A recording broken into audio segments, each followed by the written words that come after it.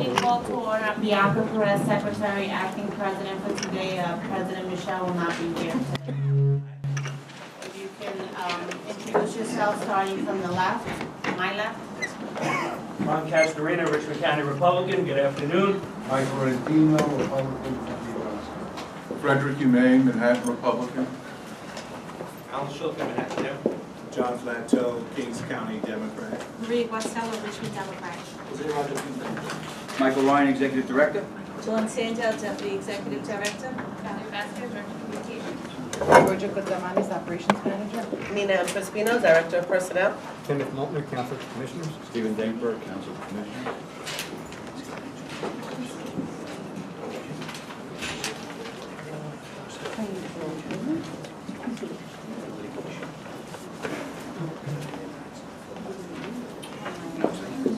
Does anyone have any personal issues to add to the agenda today? Okay. We tabled the minutes from March 31st. Has everyone reviewed the minutes? Yeah, move to adopt the 31st and 14th minutes. Second. I have to abstain from April 14th. Me too. Okay, Just the 14th. Well, you still have 6, 5, I was doing them separately, just to clarify the record. March 31st minutes have been moved. And all in favor? Aye. Aye. Okay, the minutes for March 31st are adopted. The minutes for April 14, has everyone reviewed them? Move to adopt. Abstain. We have 2 abstentions, all in favor? Aye.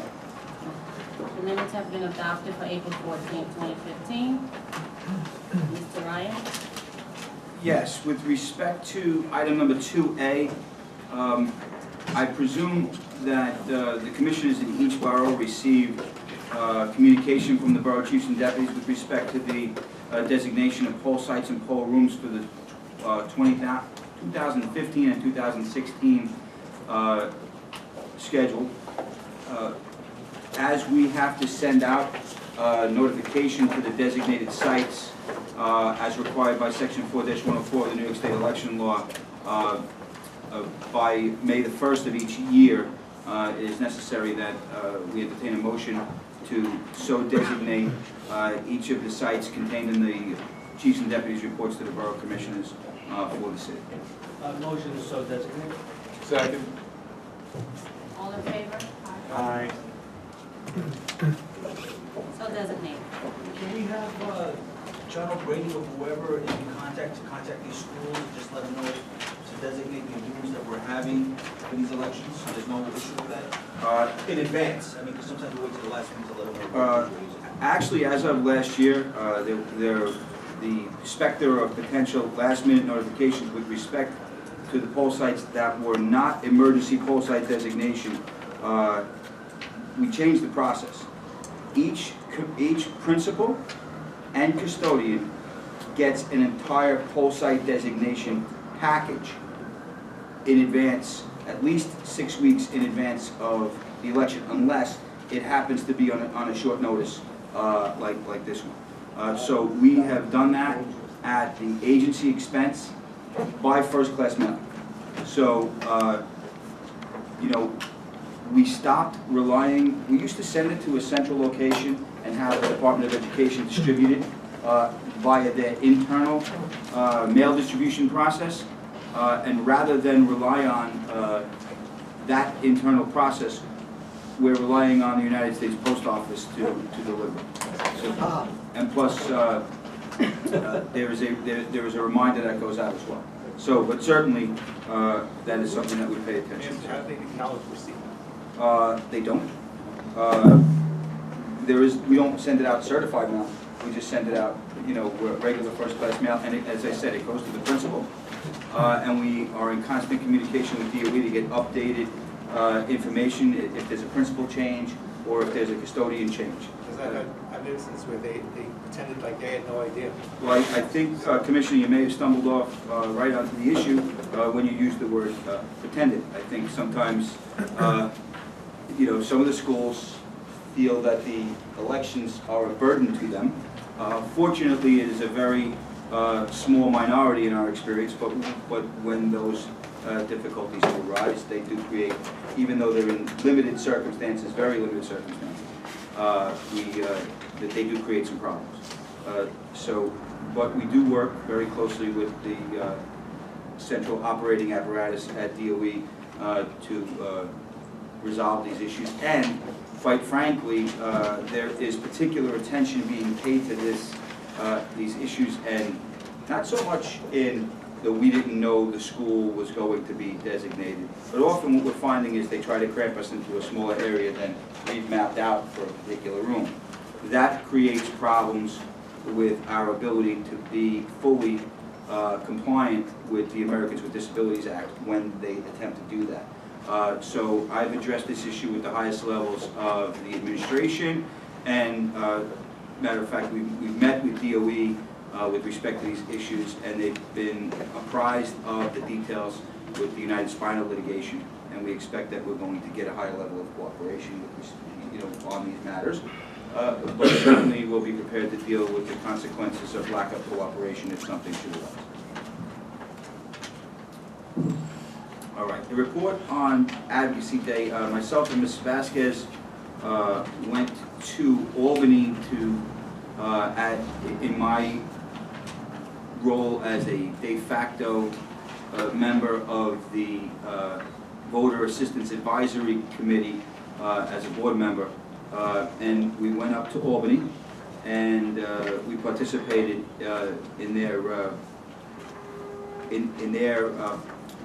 their legislative education day, if you will, and there were issues associated. Well, the ballot readability was certainly something that is on the radar for VAC, and we ended up having a conference call on the Senate side with John Ciampoli from Senator Skelos' staff, and he indicated to VAC that they have a commitment to working with us to do some real meaningful readability and ballot, some remedies for the ballots in light of what we discussed. So their positions have been consistent with the positions that this board has taken and some of the recommendations that we made in our legislative package. The plan of attack to resolve this is for the Senate and the Assembly to work together with us, and also to bring in some of our tech folks, as well as some tech people from ES&S, to put together a quote-unquote same-as piece of legislation. Now, that meeting hasn't occurred yet, but Mr. Ciampoli has indicated that he expects that something will be done this year. I think it was initially anticipated that this year meant this spring, before they let out for June. I think probably something more realistic will be this year, meaning this year. Probably sometime after they return in September. But if it should happen earlier, that would be a great thing. VAC and the board here are in lockstep in terms of the issues. I think, for example, Commissioner Shimon had said there should be certain things that we could all agree on, like for example, bolding the line around a contest, so there's clear visual separation, and other things like that. Actually, at my suggestion when we were in Albany, we're going to put everybody in a room, the Senate, the Assembly, and the Board of Elections, to see what's really doable, as opposed to the legislature taking a crack at doing something and then we're backing into a procedure for it. So that hasn't happened, and actually, Commissioner Humane was there as well when we had that discussion, and that piece of it seems like it's going to be moving forward. The other piece of VAC's broader agenda was, and this is something that we, in the form of me, specifically abstained from conversing about, was that they have an issue with early voting. and I informed the various legislators that we met with that this board has no consensus with respect to a position on early voting, and I specifically abstained from any conversations with respect to that particular issue. And everyone that was participating, the various legislators, understood that to be the case, and they respected that position.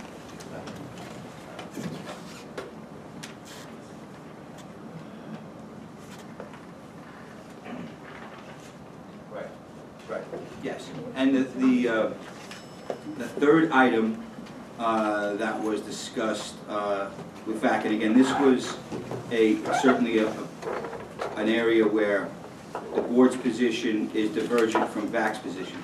VAC seems to be supporting a full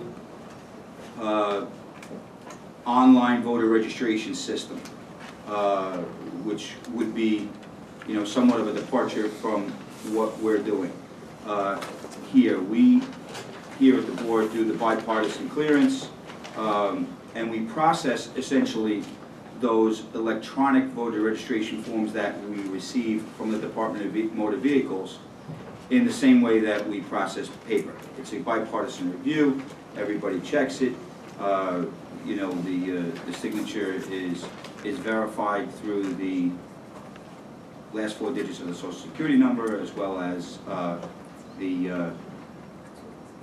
as well as the non-driver or driver identification number, and if either of those two things are not available, then there's a series of other documents that must also be presented in order to prove that you are who you are, so that you can get on the voter rolls.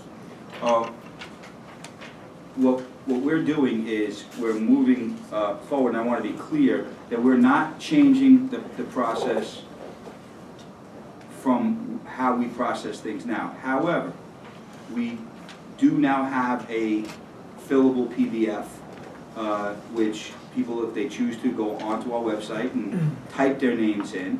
That will aid in our ability to process it, but they're still going to have to sign the form with a quote-unquote wet signature and send it back. And even when we've established the queue, similar to the DMV, where the person can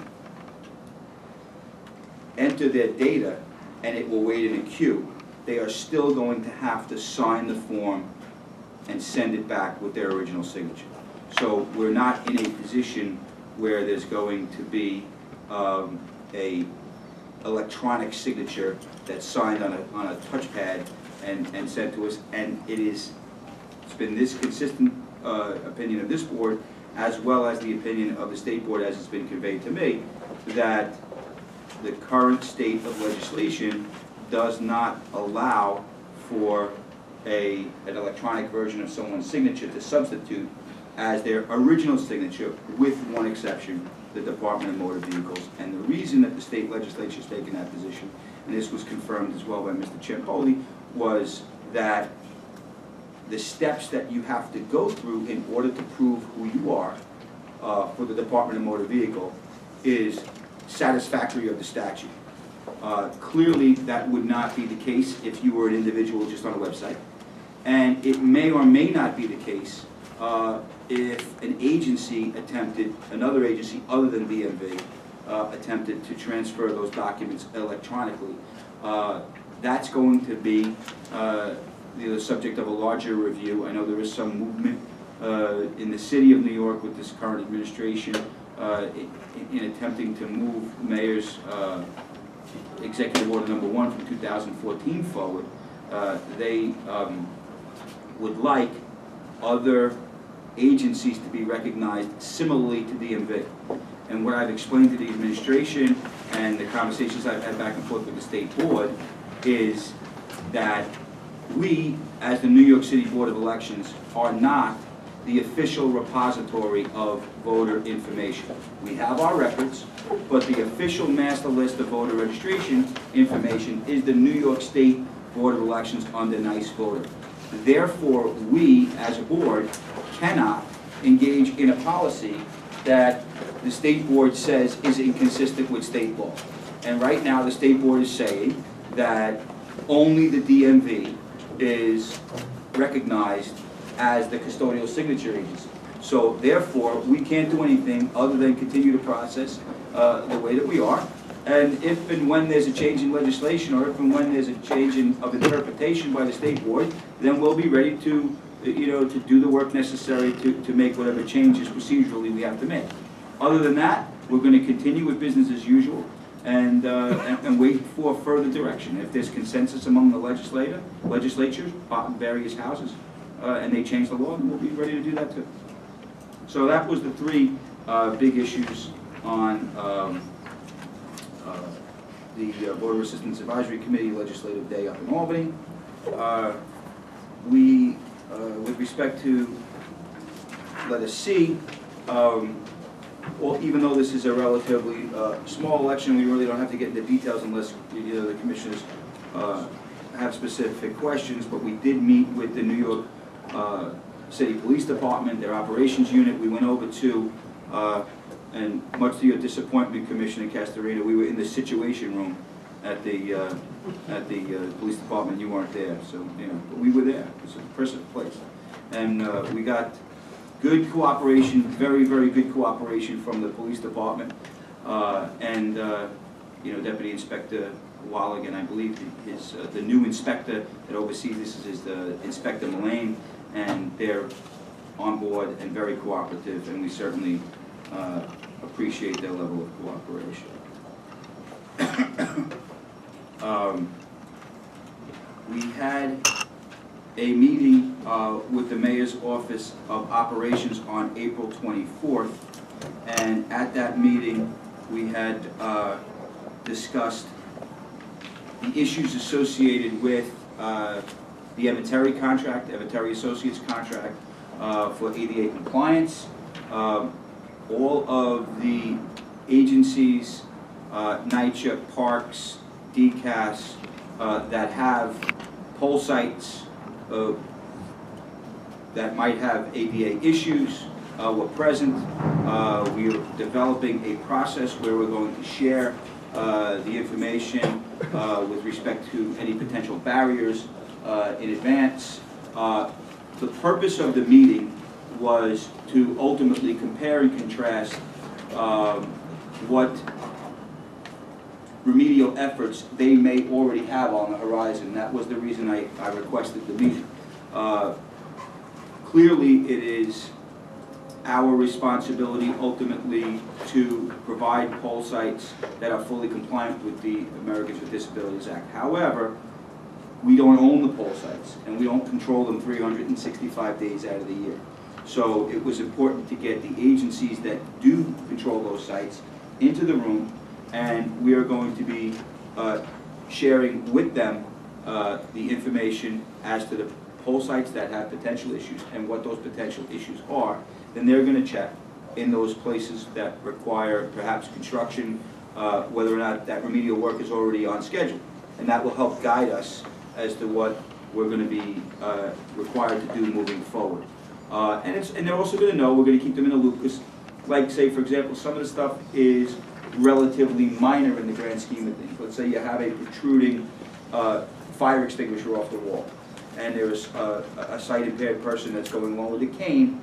You need to put a cone below that obstruction so that they don't walk into it. So they're going to be fully in the loop on everything. There is a separate meeting that has been scheduled, I believe, for Thursday of this week with the Department of Education, since they control the vast majority of the sites.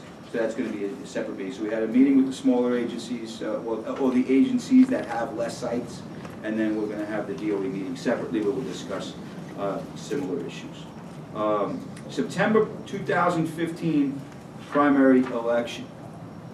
There appears to be consensus, although the bill has not emerged from both houses yet. However, the word on the street, right, Ms. Consumatis, is that they've coalesced around a Thursday, September 10th primary day. Second day of school. The second day of the school year.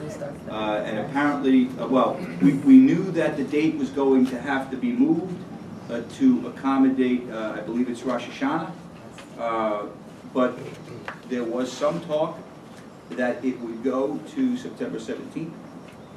However, that talk has resulted in a September 10th date, which is gonna move up the dates, I think, as I'm looking at the calendar. That's gonna be July me. 6th, first day of class. First day to file is gonna be July July 6th, right? Yep. The day after the 4th of July is gonna be the first day to file. So for those folks that go out and gather signatures, enjoy your Independence Day, go to a barbecue and get your signatures. So, I mean, there's really nothing we can do about it. It is what it is, and I'm certain that our staff and management will be flexible enough to How's that gonna adjust affect? accordingly. Go ahead. How's that gonna affect the judicial convention? Is the judicial convention usually a few days after? Yes. Are we gonna have time to have the votes? Well, you know, We'll have to. we'll have to make time, and, you know, it's always, judicial conventions are always an issue. We always do provisionals. We always do provisional certifications to accommodate the judicial conventions. So, you know, the only ultimate way that gets resolved is some movement of the primary date and some coalescence around something at a different time. But, you know, while it is the way it is, we'll continue to deal with it the way that we haven't done in the past by doing the provisional certifications. That's the primary. And then, there was some discussion with the federal court, and it's been contained in the package for the commissioners, and there's been some relatively minor, ultimately, but you know, some changes to the ADA checklist that's going to be submitted, that's going to be distributed to the poll workers for election days. It's verbiage issues that have been changed, and this was done after these changes were suggested, if you will, by the federal court after conversations with plaintiffs' counsel, Evan Terry Associates, the law department, and our legal folks.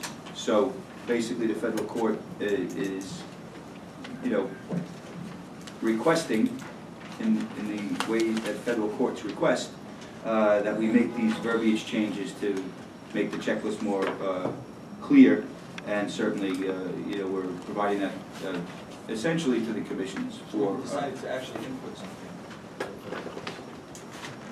Yes, you know, this became a question because we had.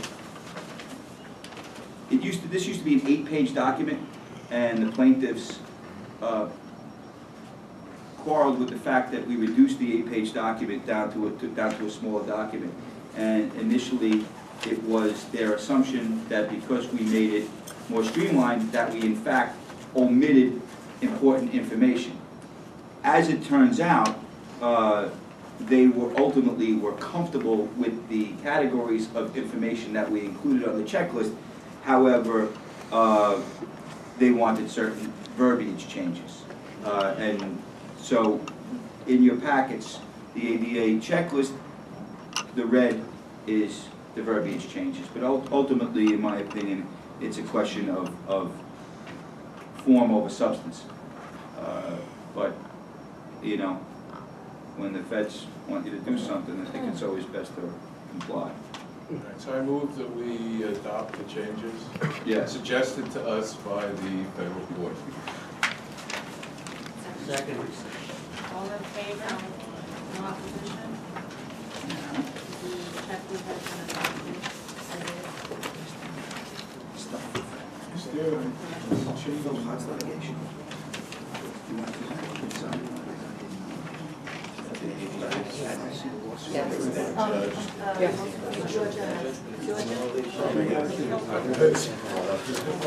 Yeah, we can do it.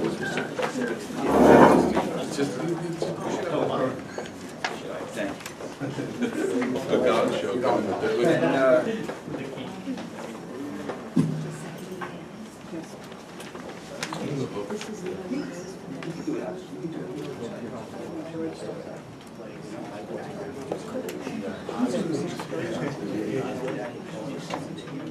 No, That's all I'm saying.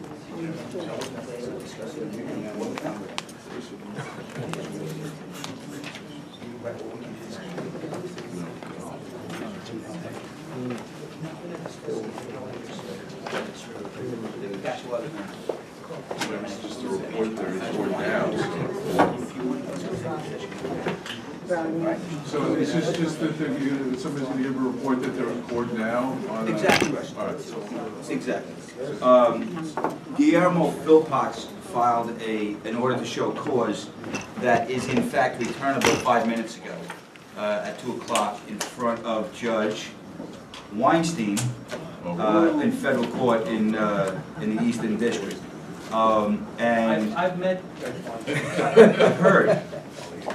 That's what I said to that effect. So in any event, Mr. Philpotts is, for all intents and purposes, making a representation to the court that the Board of Elections was under some obligation to instruct him on how to complete getting his candidacy on the ballot. And yesterday, the executive committee, consisting of Commissioner Michelle and Commissioner Perez, authorized the law department to oppose and defend Mr. Philpotts' application to the federal court.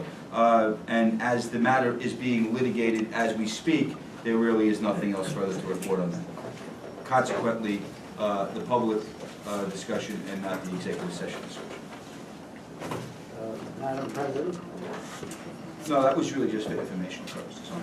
And since the executive committee is authorized to act in absence of the full board, and since there was no time to have the full board act in advance of the 2 o'clock hearing today, no ratification of the executive committee's decision is necessary. And I'm done. They're on the audience, but I will move we adjourn except for them. Yeah. Mr. Flax, how can we help you? Well, firing a list of people I'll give you. I saw that Mr. Richmond is not here, and that explains his absence, because I would have volunteered to serve without pay as the board's counsel today. But you have two people earning $48,000 a year each, doing nothing. I want to give a report on Lee's Tavern on Staten Island, but we'll hold that for later. Is that all right, Mr. Ryan? Yes, that's fine. Okay. On the issue of Commissioner Shulkin, I think, raised judicial convention, I forgot. And where's Richmond's law book? It's X days after the primary and not more than Y days. Of course, it might fall in some Jewish holiday where the 8 Orthodox Jews in the city of New York will be deprived of the right to vote and make an objection, one of whom is Sheldon Silver. But since it's set by law how many days, it doesn't matter if you have the primary today or tomorrow. I do want to ask, when you met with the police department, you say the new CO is a Mullane? I believe that's the Yeah. case. I don't want to make a Still, mistake. I've heard say, but have observed in November, that the police, look, you have a lot of polling places, even poll workers don't show up on time, but the police have to be there at 5. And some don't they sashay in at 20 after, and causing a little anxiety for the coordinators. Well, we do everything we can to make sure that everyone shows up on time, including, having meetings with the police department to make, so that they can enforce, or not enforce, but Stay impress down the law. upon their staff the necessity to get there on time. And certainly, we hope that will be the case, and if it's not the case, as is with any late employee, you have to always deal with it after the fact. It's very difficult to deal with in the moment. Well, I wish you would perhaps communicate with Mullane or Wallach and say, when you send out those instruction booklets, to emphasize we have to be there at 5 in the morning. That certainly has been part of our communication with the police department. They were, but thank you. Thank you.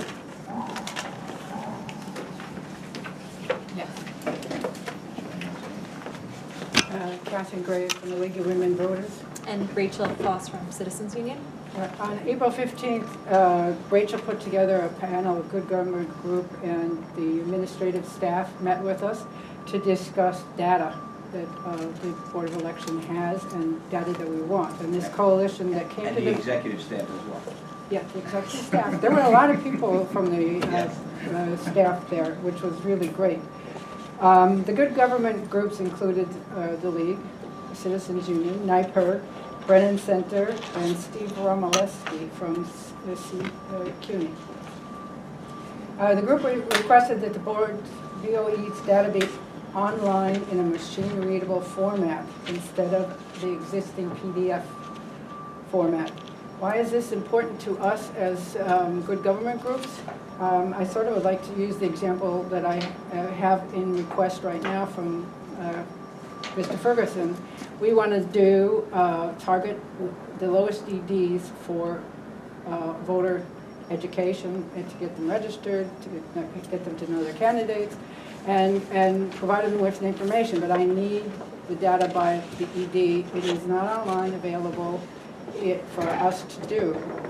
And if the information is online, like in the annual report or on the web page, it's in PDF, which means if I copy and paste, it does not go into a spreadsheet. I have to copy and paste the data myself. And as I point out, I'm dyslexic, and that is a way for me to misrepresent the data that you have, and it's kind of a train wreck. So I asked Steve to get the information. Mike Ryan said that he agreed that the request was reasonable, but since April 15th. Ms. Gray, I'll stop you right there. Actually, I agree that the request was not only reasonable, but in my opinion, required as further compliance with the Americans with Disabilities Right. Act. I'm sure he's working on it. Right, and this is something that first came up to my attention from the city council when we were putting the ballots on the web. We thought that was a great advancement, and I think it was certainly a very, very good advancement, but it was brought to our attention that by doing that, like once you take the step to put the information out there, if you're not also providing a data file for the ballots, that those folks who are visually impaired or have some other impairment that might need to use a screen reader are now not able to access your information in the same way that people who don't have such an impairment will access your information. So the point is, our MIS department, and our meeting happened, less than 2 weeks ago, but certainly our MIS department is going to be working towards making all of the information that we currently put up on the website in a PDF format, in a screen reader readable format to comply with the Americans with Disabilities Act. Now, if that also happens to help out a good government group that wants to use the data to do various analyses, well then that's the icing on the cake for you guys. But our motivation is to make sure that whatever we do is compliant with the law, and I believe that compliance with the Americans with Disabilities Act mandates that we make those files machine readable. Yeah, so I think the concern of our groups is that the data is there and you put a lot of great information on your website, but it could be done in a way that is more user-friendly, both for those with disabilities and then also our groups. We do a lot of voter education work, for example. So when lists of candidates come out, it's much easier for us to use the information if it's in a spreadsheet. Will Mike's solution work for you guys? If he does if we do what he said I'm we're not, going to do? I think we need to speak with some folks who are more technically advanced on those issues. I think screen readable may not be the exact same thing as a listing in Excel, for example. But I think, the idea is that different formats are useful for different purposes. And if there's a different format that achieves both purposes, that would be great. But to my knowledge, a screen readable is a little bit different than an Excel spreadsheet. Well, see, my concern would be the security of the information. If you put it on in a Word or something, anybody going in may be able to change their shaky. I don't know. No, they can't. They don't. But if you make it in machine readable, we can grab the data, but it doesn't change your data. Right. If you're worried about your information, the controller's office has checkpoint point 2.0. It's a lot of financial information, and they have not had problems. So Ms. you're Gray, allowed to be Commissioner- able to pull Commissioner it off. Plateau would Sorry. like to weigh in as well. Just a point of information, I believe the City of Chicago Board of Elections has that scenario in place because I downloaded their recent mayoral results right off the website and was able to drop their numbers into an Excel spreadsheet. I don't know how they do it, I don't know the science behind it. Right. Yeah, But we someone were- might want to take a look. How many dead bodies were And I think that, you know, city agencies. Inactive voters, you mean? When you said drop it in, active I didn't in mean it, it's sort of in the Well, you ground. can, so it looks like a PDF on the screen, but you could literally, you select all, hit copy, then it picks everything right off the screen, then you could drop that. to an And then you Excel can spreadsheet. sort it the way City you of want it. Chicago. Like Okay, I Okay, can From sort by my lowest. standpoint, we should make it easy for you. I just want to make sure that whatever we do, we can maintain the security and accuracy. Ah, And- Mr. Ferguson is here, so maybe we can even, get an answer. We're going to look at various options. One of the things that we looked at after our meeting with you guys is how the state board disseminates their information. And they do it either by PDF. You have the choice to do PDF or Excel. Now, my understanding is, and Mr. Ferguson can correct me, that Excel is a data file, right? So when we're talking about a screen-readable format, you're typically talking about a data file. Now, they can come in different forms. Excel is one such way to do that. So when we're talking about that, we're talking about making it a machine-readable data file, which would then typically, in all likelihood, right, Steve, it would end up being an Excel spreadsheet? Correct. Right. So it depends on the file, but yes. Right. If Thank it's you for something that they're clarification. particularly interested in, most of that, Right. yes. Now, the other thing that was discussed at that meeting as well was on election night, we report out, the way the election night reporting is done is you can customize basically how you want to view the results, whether you want to do it as a full-on summary, you know, citywide summary, and you can break it all the way down to its smallest parts, including election district by election district. However, traditionally, when we have then certified the election and we're putting out the information onto the website, that is then done as an AD summary, and you're not able to drive down into the election district by election district. And when I spoke to EVS, and actually, Steve, you and I didn't have this conversation, but I did have the conversation with Mr. Nordis, it seemed to be that that was the way it was done. It was a storage issue. It didn't seem to be anything other than that. So moving forward, I'm going to suggest that when we report out the certified results, that we report it out and make it customizable for the person that's using it. If they want to get it as a full summary, they get it as a full summary. If they want to get it, AD by AD, they can get it AD by AD. And if they're interested only in a particular election district, we can do it by election district. And that would not only be better for the public, it would be better for the board as well, because it would save our staff having to generate reports to ultimately give to the public, to give it, on an ED by ED level basis. And quite frankly, a lot of times, and you guys can correct me if I'm wrong, you might be more bigger picture folks, but people that are doing campaigns are very often interested in a small cluster of election districts that that happen to comprise in a particular assembly district, and really are diving into that neighborhood by neighborhood analysis. And if we can make that available to people that are doing that work, it just makes sense. It should cut down your FOIL requests. It'll cut down FOIL requests, and more often than not, if now with the discs, it used to be you had to buy a report, and basically, under the public information law, we can only charge for the medium that we're doing on. So if whatever fits on a disc, we're only generating money for a CD, which is basically, it has driven the payment back that we would get down very low. So just makes sense to make it available online.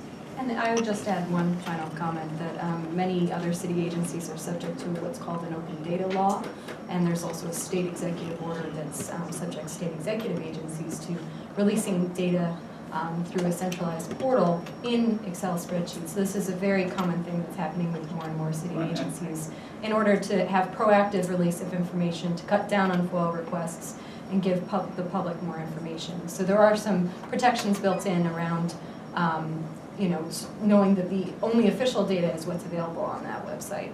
And our groups are going to be following up with the staff with some of the data requests that we use most often, knowing that this is a process that you're just beginning. We want to make sure that we ask for what's reasonable at first and kind of work from there with you. But we were very pleased to hear that this seems to be feasible, and we'll be looking forward to working with you on this. And I think the way that we can get it moving quickly, and again, Mr. Ferguson, you can correct me if I'm wrong, we had already discussed that whatever's there as a PDF now could then be fairly easily created, converted to a data file. So at least we get that foundation built, and then, certainly we need to serve the masses.